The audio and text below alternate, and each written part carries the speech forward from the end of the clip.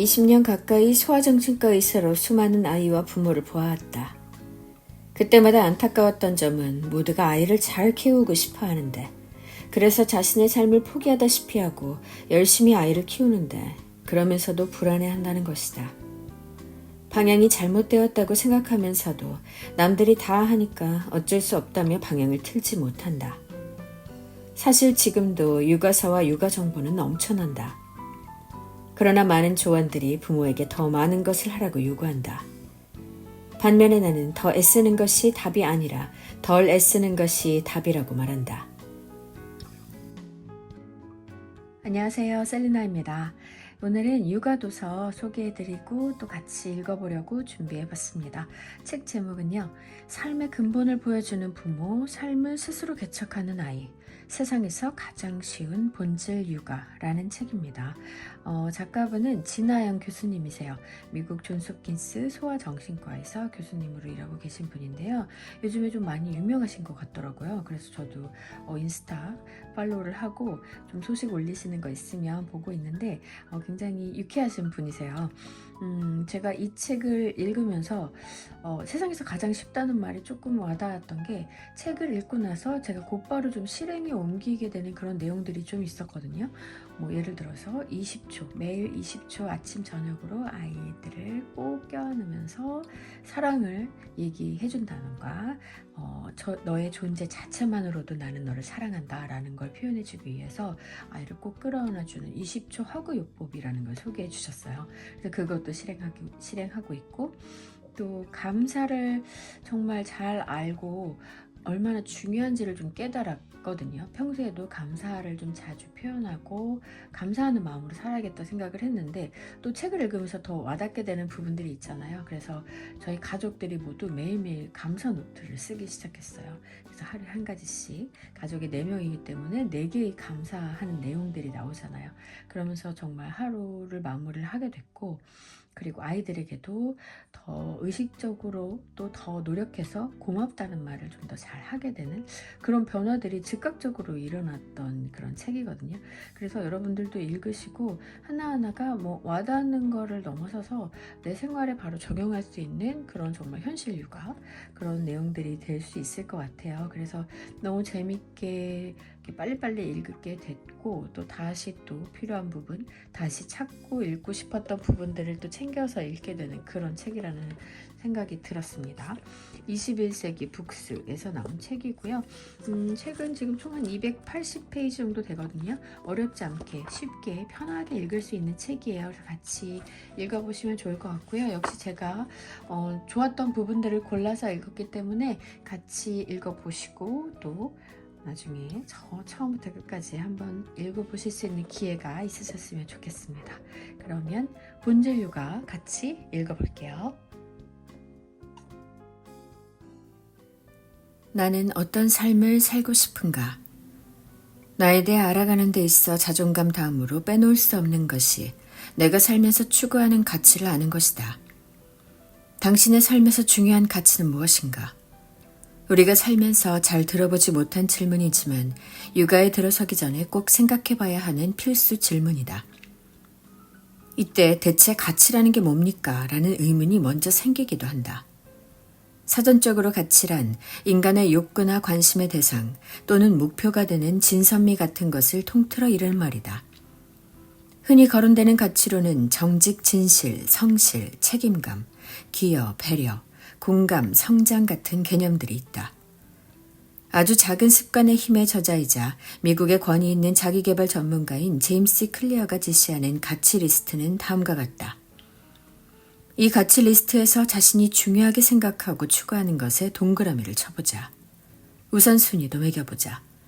예를 들어 삶을 살면서 나를 가이드해줬던 가치라든가, 내가 별로 중요하게 생각하지 않는 가치라든가, 여기서 가장 중요한 4-5가지가 내가 추구하는 핵심 가치라고 할 수 있다.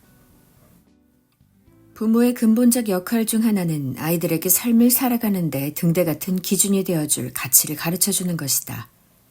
그러나 그 전에 부모 자신의 가치부터 바로 세워야 한다. 내 아이에게 가르치고 싶은 가치를 부모가 먼저 가지고 추구해야 한다. 부모의 삶에서 묻어나는 중요한 가치는 아이에게 그대로 전달되기 때문이다. 예를 들어 나는 책임감을 정말 중요하게 생각해. 그리고 신뢰성이 중요하지. 우리 아이는 맡은 일을 잘 해내는 믿을 수 있는 사람이 되었으면 좋겠어 라고 생각한다면 부모 자신이 먼저 책임감과 신뢰를 우선순위에 두고 그것을 자신의 삶에서도 추구해야 한다. 자신은 그 가치를 무시하는 언행을 보이면서 아이를 가르치는 것은 모순일 뿐더러 가르침이 잘 전달될 수도 없기 때문이다. 다음으로 자신을 알아가는 과정에서 필요한 것이 자신의 장점을 아는 것이다. 미국에 있다가 한국에 오면 제일 크게 느끼는 차이는 타인의 잦은 지적이다. 옷은 왜 그러냐, 머리는 크게 뭐니, 살이 왜 이렇게 쪘니, 피부가 왜 그 모양이냐, 더 늙어 보인다. 한국 사람들은 이렇게 외모에서 시작해서 다른 영역에 대해서도 쉽게 지적한다. 그래서일까? 우리 사회에서 당신의 단점이 뭡니까? 라고 물으면 많은 사람이 막힘없이 술술 답한다. 나는 키가 작다. 공부를 이 정도밖에 못한다. 우리 집안이 흙수저다. 반대로 당신의 장점이 뭡니까? 라고 물으면 말문이 딱 막힌다. 자신의 강점과 장점을 생각해보고 종이에 적어보라. 단점은 묻지 않겠다. 다들 너무 잘 알고 있기 때문이다. 이것 때문에 나는 부족해라고만 말하는 것이 아니라 나의 이런 점은 참 좋은 부분이고 나의 강점이야 라고 말할 수 있어야 한다. 난 장점이 없어요. 정말 잘하는 게 하나도 없어요. 이렇게 말하는 사람은 잘못 인식하고 있는 것이다. 우리는 모두 장단점을 가지고 있다. 그런데 단점은 말할 수 있으면서 왜 장점은 모르겠을까? 우리 부모가, 우리 교사들이, 우리 사회가 우리의 장점을 칭찬하기보다 단점을 지적하는 경우가 많았고 우리 자신도 그런 환경에 익숙해졌기 때문이다. 단점을 지적하는 환경에 익숙해진 부모가 과연 자녀의 장점을 찾아낼 수 있을까? 자기 자신의 장점도 못 찾는데 말이다. 자신이 들어본 적 없는 칭찬을 자녀에게 해주기가 힘들 것이다. 나는 이 정도면 참 괜찮은 사람이야 라는 생각을 가진 부모라야 아이들한테도 그런 마음을 심어줄 수 있다. 누구나 장점을 가지고 있음에도 우리는 공부를 잘하고 영어도 잘하고 돈도 잘 버는 등 쉽게 측정할 수 있는 것들만 장점이라고 생각한다. 그래서 장점이 하나도 없다고 느낀다. 장점에는 쉽게 눈에 띄지 않는 것들도 많다. 대인관계가 좋을 수도 있고 공감력이 클 수도 있고 노래를 잘할 수도 있고 운동신경이 뛰어날 수도 있고 남을 잘 도와주는 사람일 수도 있다. 인간의 장점은 어쩌면 세상 사람의 수만큼이나 많을 것이다. 그래도 잘 모르겠다면 자신을 잘 아는 가족이나 친구한테 물어볼 수도 있다. 내 장점이 뭐야? 나는 뭘 잘하는 것 같아? 라고 물어보자. 자기 자신의 장점을 찾고 스스로 칭찬도 해주자. 그런 다음에야 소중한 우리 아이의 숨겨진 장점도 보이기 시작한다. 아이가 자신의 배를 띄울 때까지. 자기를 돌아보는 시간을 가졌다면 이제 아이를 들여다볼 차례다. 육아하는 기간이 짧다고 생각하는 사람은 거의 없을 것이다. 육아의 길은 길고도 길다. 그 긴 여정을 갈 때 제일 먼저 해야 하는 게 뭘까? 일단 목적지가 정확하게 어디인지를 알아야 한다. 육아라는 수십 년의 길을 가면서 목적지를 모르고 가면 실컷 키워놓고 여기가 아닌가 봐 하는 사태가 발생한다. 얼마나 억울하고 허망하겠는가. 그럼 육아의 최종 목적지는 무엇인가? 그건 바로 다음의 질문이다. 내 아이를 어떤 성인으로 키우고 싶은가?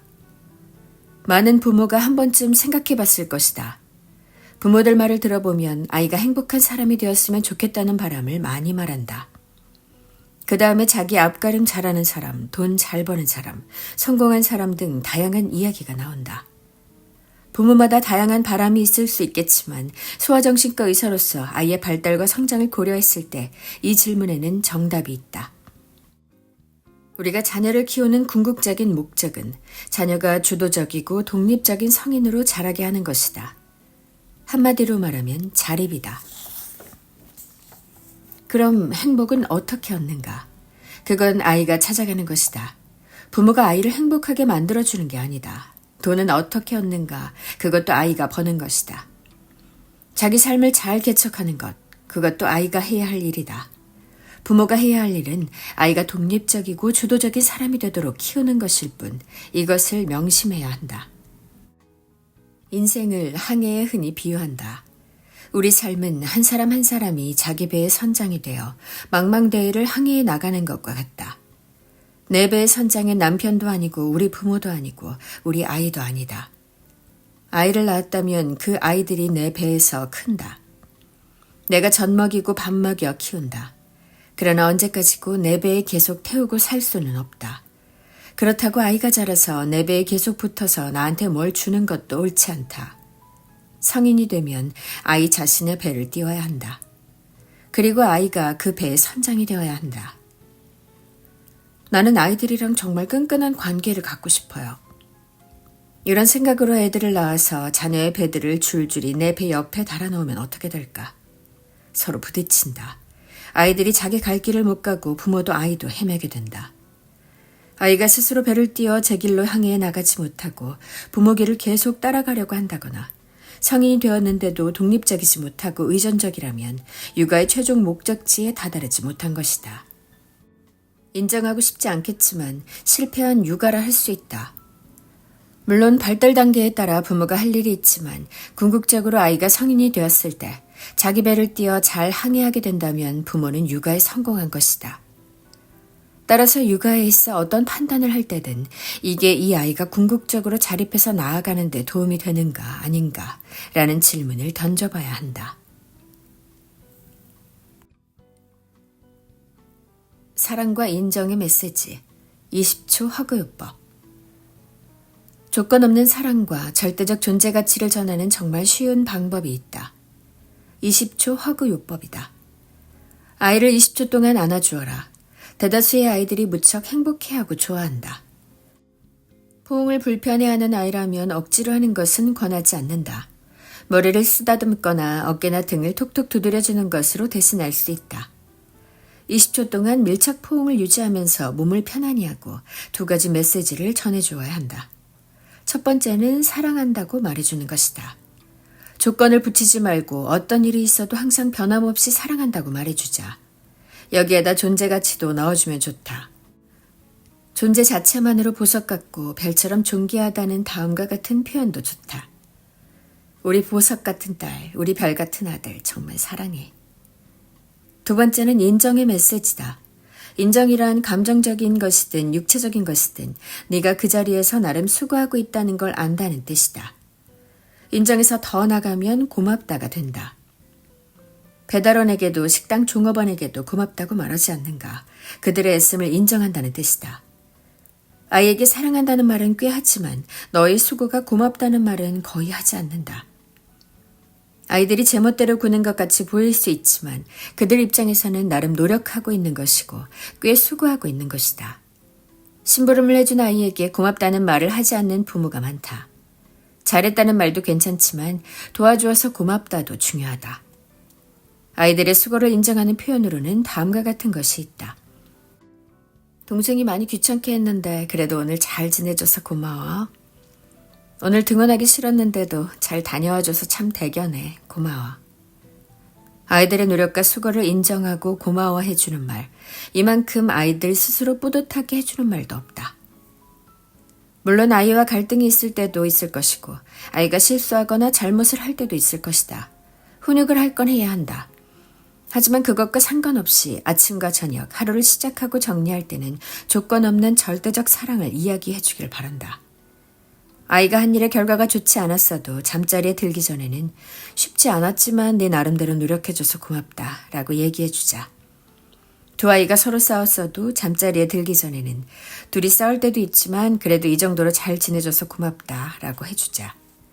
또 아이가 좀 징징거리면서 학원에 갔다 와도 오늘 쉬고 싶었지만 네가 가서 네 역할을 해줘서 고마워 라고 말하자. 성인인 부모가 봤을 때는 아이가 잘못했고 때도 쓰지만 아이는 발달 과정에서 자기 나름대로 애를 쓰고 있는 것이다. 다만 능력이 아직 그 정도밖에 안 되는 것이다. 그러니까 오늘 힘든 일도 있었는데 너도 노력해줘서 고마워. 우리 점점 성장할 거야 라고 말해주는 게 좋다.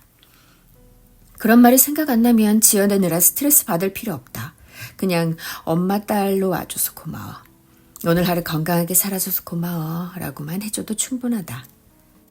칭찬할 때는 결과가 아닌 과정을 칭찬해야 한다는 점을 주의한다. 시험에서 아이가 100점을 맞았다면 100점 맞아줘서 고마워 라고 말하는 것은 권장하지 않는다. 네가 참 열심히 했구나. 열심히 해줘서 정말 고마워 라고 말해주자. 100점 맞은 것에 대해 고맙다고 말한다면 다음에 100점을 못 받은 경우 아이는 자신이 잘못한 것처럼 느끼거나 완벽한 점수 때문에 인정받았다고 이해할 수 있다. 무엇보다 아이들의 절대적 존재 가치를 최고로 표현해주는 말은 단연 이것이다. 리나가 엄마 딸이어서 너무 감사해. 저희가 이렇게 혜성같이 나한테 와줘서 고마워.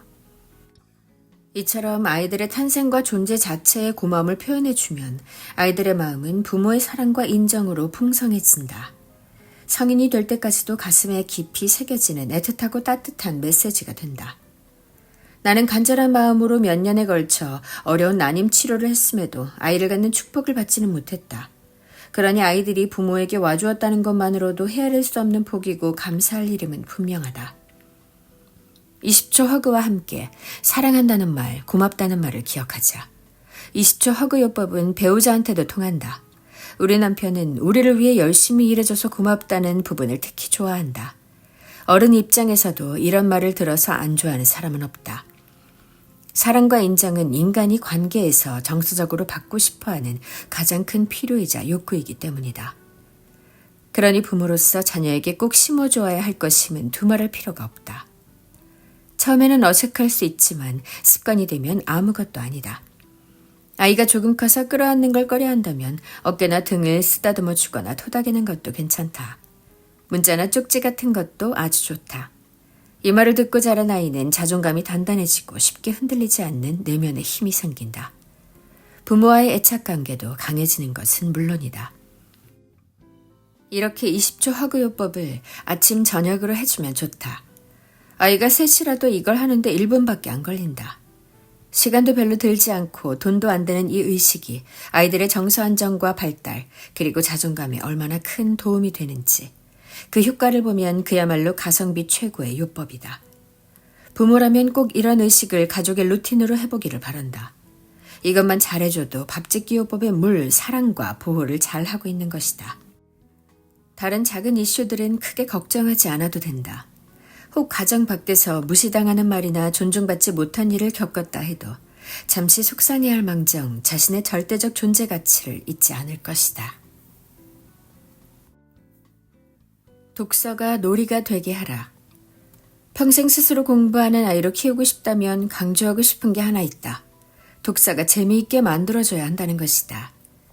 책을 읽는 것이 가장 효과적인 공부 방법이라는 것은 누구나 알고 있으며 모든 부모가 아이가 책과 친해지길 바란다. 그런데 많은 부모가 저지르는 실수가 독서를 공부로 만들어버리는 것이다. 그러나 독서는 놀이가 되어야 한다. 이것을 책놀이요법이라고 한다. 아이가 아주 어릴 때부터 책이 재미있다는 인식을 갖는 것이 중요하다. 그럼 어떻게 해야 할까? 간단하다. 아이가 좋아하는 것을 보여줘야 한다. 부모가 보여주고 싶은 것을 보여주는 게 아니라 아이가 재미있어 하는 책이어야 한다. 아이가 재미있어 하는 것이 무엇인지 어떻게 알 수 있을까? 부모가 아이와 함께 도서관이나 서점에 가보기를 강력히 추천한다. 무엇보다 부모가 롤모델이 되어야 한다.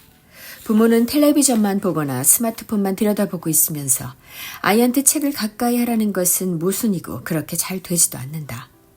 부모 인생도 5, 60년 남았으니 부모도 같이 책을 읽고 배우고 성장해야 한다. 부모도 똑같이 자신한테 재미있는 책을 읽으면 된다. 요리에 관심이 있으면 요리책을 보면 되고 여행에 관심 있으면 여행책을 보면 된다. 자신이 무엇을 재미있어 하는지 모르겠다면 도서관에 가서 큐레이션되어 전시된 책들을 쭉 살펴보고 무엇이 나의 관심을 끄는지 보면 된다. 도서관에 가면 보통 아이들은 책을 막 펼쳐보다가 한 가지 관심 있는 걸 찾으면 그것에 좀 더 몰두한다. 도서관에 데리고만 가면 부모 노력이 별로 필요가 없다. 아이가 어떤 책에 집중하면 무슨 책인지 물어보고 관심을 가져주고 경청해주면 된다. 아이가 두세 장 보다가 치우고 다음 책으로 넘어갈 수도 있다. 그것도 괜찮다. 자기 흥미를 찾아가는 과정이다. 서점도 마찬가지다. 아이들 어린이책 코너에 데려가는 것이다. 그러면 아이들이 이것저것 들추면서 자신에게 더 흥미로운 책을 찾을 것이다. 얼마나 쉬운가. 시간을 조금만 내면 할 수 있는 일이다. 그 다음에 추천하는 게 잠자리 루틴이다. 이게 서양에서는 매우 흔하다. 우리나라 정도의 교육 수준과 생활 수준을 갖춘 서양의 나라에서는 대부분 잠자리 루틴이 책 읽어주기로 끝난다. 자기 전에 책을 보여주라고 하면 책을 많이 사야 한다고 생각하는데 꼭 그럴 필요도 없다. 도서관에서 아이가 어떤 책에 관심을 보였다면 그것을 일주일 정도 빌린다. 오히려 집에 책이 항상 잔뜩 있으면 흥미를 별로 못 느낄 수도 있다. 도서관에 가서 책 5권만 딱 빌려왔고 그것을 일주일만 가지고 있을 수 있다면 더 관심을 갖고 볼 수 있다. 너무 많은 규칙으로 아이를 압박하는 것은 문제지만 적절한 생활 루틴이 있는 것은 건강하다. 더군다나 좋은 습관은 인생을 바꾼다고 하지 않는가. 아이가 어릴 때부터 좋은 루틴을 만들어주면 좋다. 특히 수면 루틴은 몸뿐 아니라 정신도 건강하게 한다. 잠자리에 들기 전에 아이와 같이 누워도 되고 침대 옆에 앉아도 된다. 아이가 좋아하는 책을 스스로 골라서 갖고 오게 해서 같이 본다. 아이가 아직 어리면 그림만 보고 부모가 읽어주면 된다. 아이가 조금 크면 아이가 부모에게 읽어줘도 된다. 정해진 원칙은 없다. 다만 아이가 안 자고 계속 책을 보려고 할 수도 있으므로 시간은 어느 정도 정해놓는 게 좋다. 이렇게 함께 책을 읽는 시간은 사랑의 시간이고 재미의 시간이라는 인상을 심어주는 것이 중요하다. 앞에서 말했듯이 뭔가를 배우는 시간이라는 부담을 얹지 말기를 바란다. 잘못 읽는 것을 하나하나 다 고쳐주는 것보다는 편안하게 읽으면서 전체적 스토리를 아는 것이 더 낫다. 미국 친구들과 이야기해보면 어린 시절 잠자리에서 부모와 책을 읽던 것을 아주 따뜻한 기억으로 간직하고 있다. 돈도 안 들고 시간이 그다지 많이 들지 않으니 꼭 해주길 바란다. 책이라는 것이 재미있고 좋은 느낌이라는 인식을 심어놓으면 그때부터는 아이가 알아서 책을 집을 수 있다. 그러다가 어느 순간에 책에 대한 흥미가 좀 떨어진 것처럼 보일 수도 있다. 인터넷이나 게임에 더 관심이 생길 수도 있다. 그래도 괜찮다. 이미 책에 대해 좋은 인식과 느낌을 가지고 있기 때문에 어떤 것에 호기심이 생기고 뭔가를 알고 싶은 때면 언제든지 다시 책을 찾을 것이다. 그리고 이렇게 책과 함께 스스로 배우는 자세를 배운 아이는 80년 성인 인생을 성장하면서 더 풍성하게 살 것이다. 실패를 통해 성장하는 아이로. 실패를 통해 배운다는 건 실패를 내가 견딜 수 있다고 배우는 것도 있지만 실패를 한 상황에서 내가 얻는 게 있다는 걸 알게 된다는 것이다. 이것을 자신 있게 말할 수 있는 이유는 나도 이런저런 실패를 해봤기 때문이다. 나는 정신과 레지던트 시험에 떨어졌다. 수술실에서 보조 섰다가 그냥 눈물이 날 정도로 슬펐다. 레지던트에 떨어지면 대개 재수를 하면서 아르바이트를 한다. 그런데 나는 엉뚱하게도 미국에 왔다. 돈도 없고 영어도 못하는데 별 계획도 없이 동료들은 레지던트가 되어서 돈을 벌어가며 일하는 동안 나는 남의 나라에서 돈이 없어 핫도그만 먹으면서 재수를 했다. 그렇게 2년이 지나고 나서야 미국에서 레지던트 과정에 들어갔다. 동료들보다 2년이 뒤처진 것이다. 그런데 지나고 나서 보니 2년 동안 내가 엄청나게 성장했다는 것을 알 수 있었다. 다른 나라에 살아봤고 소수가 되어봤고 말을 제대로 못하는 사람이 되어봤고 돈 없는 사람이 되어봤다. 그런 상황에서도 살아남고 또 생각지도 못한 여러 경험을 하고 나니까 이런 생각이 들었다. 내가 원했던 것을 성취하지 못하고 큰 실패를 한다고 해도 그게 꼭 뭔가를 잃는 건 아니구나. 2년을 잃은 게 아니라 그 시간 동안 많은 걸 얻고 성장했구나. 2017년에는 더 큰 시련이 찾아왔다. 어느 날 갑자기 이유 없이 아프기 시작해서 2-3달이 지나자 잘 앉아있지도 못하게 됐다. 원인이 뭔지 진단하는 데만 6개월이 걸렸고 치료가 잘 안 되어서 온갖 치료를 다 받으며 힘든 1년 반을 보냈다. 그동안 일도 할 수 없었으니 어떻게 보면 인생이 끝난 것 같은 상황이었다. 심하게 좌절한 것은 물론이고 너무 아프고 힘들어서 거의 매일 울며 지냈다. 그런데 지금 돌아보면 그때 역시 크게 성장한 시기였다. 어떻게 보면 그 과정이 있었기 때문에 지금의 나라는 사람이 있다.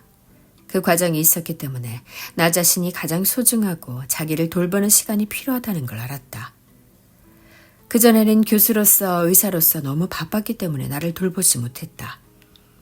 모든 것이 사라지고 누워서 일어나지도 못하게 되어서야 나라는 사람을 더 깊이 성찰하게 되었다. 내가 이 삶을 왜 살고 있는지, 내가 살아가는 의미는 뭔지 생각하게 된 것이다. 그때 책을 쓰기 시작해서 마음이 흐르는 대로라는 책을 내게 되었다. 그런 좌절이 없었다면 그냥 교수와 의사로서는 잘 살았을지 모르겠지만 조금 더 나 자신을 알고 내 삶의 의미를 찾는 경험은 못했을 것이다. 그리고 지금처럼 많은 사람에게 기여하는 삶을 살아야겠다는 마음이 안 생겼을 수도 있다. 삶이 너에게 레몬을 주면 레모네이드를 만들어라 라는 말이 있다. 레몬은 시어서 그냥 먹기가 힘들다. 인생이 그런 레몬을 던져준다면 나한테 왜 이런 걸 주는 거야 라고 하기보다 그것을 짜고 갈고 설탕 넣어서 레모네이드를 만들라는 것이다. 시련이나 슬픔, 좌절의 순간은 누구에게 나온다. 회복 탄력성이 있는 사람은 그 어떤 일이 있어도 주저하지 않는다. 오히려 시련을 기회로 삼아 더 성장한다. 그런 아이를 기르고 싶다면 어릴 때부터 잘 가르쳐주자. 말로 가르쳐줄 수 있지만 부모가 몸소 보여주는 것이 최고의 가르침이다. 나의 부모님은 고등학교도 졸업하지 않았고 돈도 없었다. 봉제 공장도 해보고 장사도 해봤지만 항상 실패했다. 그래도 실패하고 남은 물건을 길거리에서라도 다시 팔았다. 절대 그대로 쓰러져 있지 않았다. 그런 부모님을 보고 나도 배운 게 많다. 좌절해서 쓰러져 있기보다는 일어나서 뭐라도 하는 자세가 중요하다는 생각이 내 머릿속에 깊이 박혔다. 부모의 영향이 이처럼 크다. 부모가 이런 자세를 보여주면 아이는 그걸 흡수한다. 실패해서 다 망했다고 생각하는 사람은 크게 성장하기 힘들다. 정신과 의사로서 나는 생각이 이끄는 방향과 힘이 굉장히 크다는 걸 안다. 한 번의 실패로 인생이 망했다고 생각하는 사람은 주변에 레모네이드 만들 재료가 다 있어도 못 본다. 신 레몬으로 레모네이드를 만들 수 있다고 생각하는 사람에게만 설탕이 보인다. 아이한테 숨어있는 설탕을 볼 수 있는 시각을 심어주자. 뜻이 있는 곳에 길이 있다고 내가 보기 시작하면 보이는 게 길이다. 성공하는 사람들의 감사 습관. 성공한 사람들, 크게 이루고 많은 사람들에게 좋은 영향을 미치는 사람들 중에 감사를 습관화하지 않는 사람은 드물다. 세상에는 크게 두 종류의 사람들이 있다. 한 부류는 내가 이만큼 이룬 것은 많은 사람들이 도와준 덕분이라고 생각하는 사람이다. 다른 부류는 내 주위에 다 이상한 사람들밖에 없는데 내가 잘 살아남았다. 내가 남놀 때 열심히 일해서 여기까지 왔다고 생각하는 사람이다. 전자는 자신에게 주어진 복과 다른 사람들의 기여로 자신이 성공했다고 생각하기 때문에 감사함은 물론이고 자신도 다른 사람에게 기여해야 한다고 생각한다. 그래서 더 발전하게 된다. 반면 후자는 자기가 애써서 이룬 것을 지키려고만 한다. 그러다가 더 크게 성장할 기회가 잘 주어지지 않거나 가진 것조차 잃기도 한다. 우리 아이는 전자와 같이 키워야 한다. 세상에서 혼자 성장하고 혼자 잘 되는 사람은 없다는 것을 가르치자. 직접적으로든 간접적으로든 우리는 누구나 다른 사람의 영향을 받고 도움을 받는다. 감사할 줄 모르는 아이는 자신한테 주어진 것이 당연하다고 생각한다. 그러면 남과 똑같이 가져도 그것의 가치가 더 적다고 여긴다. 부모가 나를 사랑해주고 안락한 가정이 있는 것도 당연하다고 생각한다. 뿐만 아니라 자신에게 부족한 부분에 더 집중하며 왜 그것은 주어지지 않았냐고 불평하게 된다. 오프라 윈프리, 빌 클린턴, 리처드 브랜슨, 팀 페리스 같은 소위 성공했다는 사람들은 거의 다 감사 명상을 하거나 감사 일기를 쓴다. 서양에서는 감사의 힘이 일찍부터 연구되고 알려져 있다. 특히 유명 인사는 개인 코치가 있어 감사하는 법을 가르치고 지도하는 경우도 많다. 그 방법이 그리 어려운 게 아니다. 지금부터 우리도 해보자. 아이들은 다 다른 것이 당연하다. 아이가 건강하고 아무 문제 없이 순탄하게 자라기를 바라는 게 부모의 진짜 희망이다. 특히 건강은 너무나 중요하다. 그런데 내가 의사로서 말할 수 있는 건 어떠한 취약점을 가진 아이가 많다는 사실이다. 마음이나 정신 발달에 취약점을 가진 아이도 많고 신체적으로 천식, 아토피, 어린이 당뇨 등으로 고통받는 아이도 많다. 앞서 말했듯이 나도 ADHD가 있고 지병도 있다. 이 이야기를 하는 이유는 사람이 아프기도 하고 어느 정도의 취약점이 있다는 것을 좀 더 자연스럽게 받아들였으면 좋겠다는 마음에서다. 물론 우리 아이가 다 건강했으면 좋겠지만 어떤 취약점이 있다는 것은 어찌 보면 당연한 거라고 생각했으면 좋겠다. 누구나 약점은 있다. 정도의 차이가 있을 뿐이다. 신경 다양성이라는 말이 있다. 세상에 물고기도 있고 원숭이도 있고 호랑이도 있는 게 다양성이라면 신경 다양성은 뇌에도 다양성이 있다는 걸 뜻한다. 쉽게 말해 우리 아이들의 뇌가 다 다르다는 뜻이다. 그러므로 아이는 다 다르다가 기본값이라는 걸 기억하자. 이런 다양성 존중에 정반대에 있는 생각이 아이들은 다 비슷한 성향이 있으므로 평균을 내어 비교한다는 개념이다. 아이들을 평균이라는 잣대로 재단하는 것, 그리고 평균은 해야지, 반에서 중간은 해야지라는 말은 이제 그만해야 한다. 아이들이 다 다른데 평균이 어디 있는가? 아이들을 성적으로 줄 세우면 평균이 있겠지만 이렇게 획일적인 잣대로 인간을 줄 세운다는 생각 자체가 옳지 않고 이제는 없어져야 할 개념이다. 다양한 사람들 사이에서 평균은 의미가 없는 것이다. 중요한 것은 자기 삶을 잘 개척해가면서 내 인생은 참 살만해. 나의 미래는 희망적이야 라고 생각하는 아이를 길러야 한다는 것이다. 나는 평균 정도는 하고 있어 라고 생각하는 아이를 키우지 말자. 그런 아이는 자기보다 잘하는 아이들 앞에서는 꿀리는 열등감을, 그리고 자신보다 못하는 아이들 앞에서는 우쭐하는 우울감, 나아가 교만한 마음을 느낄 수 있다. 둘 다 건강하지 못하다. 그러니까 평균이라는 개념은 부모의 머릿속에서 아예 없애길 바란다. 그저 다르다는 것만 기억하면 비교할 일도 없어진다. 사과와 오렌지 비교하기라는 말이 있다. 사과와 오렌지를 비교해서 뭐가 더 낫고 뭐가 못한지 말할 수 있는가? 내가 뭘 더 좋아한다고는 말할 수 있지만 뭐가 더 나은지는 말할 수 없다. 즉 이 말은 비교할 수 없는 걸 비교한다는 뜻이다. 우리 아이들은 사과와 오렌지보다 더 많이 다르다. 거의 원숭이와 물고기를 비교하는 것과 같다. 그저 다르고 다양하기 때문에 비교할 수 없다. 다양성을 존중하지 않고 한 줄로 줄 세우면 열등감이 자란다. 여러분은 아이에게 열등감을 키워주는 부모가 되고 싶은가? 그런 부모는 아무도 없을 것이다. 그러니 우리 아이에게 어떤 취약점이 있더라도 우리 애 이제 어떡하지? 인생을 어떻게 살아가지? 라며 너무 걱정한 나머지 아이의 장점과 강점을 간과하면 안 된다. 이런 아이들을 나는 오히려 특별한 아이라고 부른다. 틀리다가 아니고 다르다는 것을 명심하길 바란다. 네, 여기까지 같이 읽어봤습니다. 아쉬운 분들 있으실까요? 더 많이 궁금하다는 생각 드시는 분들 분명히 있으실 거라는 생각이 듭니다. 꼭 한번 읽어보시고요. 육아를 하면서 힘든 순간들이 사실 정말 많아요. 아이들하고 트러블도 있고 저희 아이들은 이제 조금 아기보다는 이제 초등학생으로 올라가는 두 아이가 있기 때문에 이제 1학년, 4학년이 되거든요. 그래서 뭔가 더 현실적으로 아이들하고 부딪히는 부분이 많이 있는 것 같더라고요. 그런데 이 책을 보면서 제 마음도 조금 더 좀 진정하고 좀 더 많은 생각을 하게 되고 새로운 다짐을 할 수 있는 그런 좋은 도서였다는 생각이 들었습니다. 네, 그러면 오늘 책 여기까지 소개해 드렸고요. 한번 꼭 읽어보세요. 다음에 또 더 좋은 책 가지고 더 재미있는 책 가지고 찾아오겠습니다. 감사합니다. 안녕.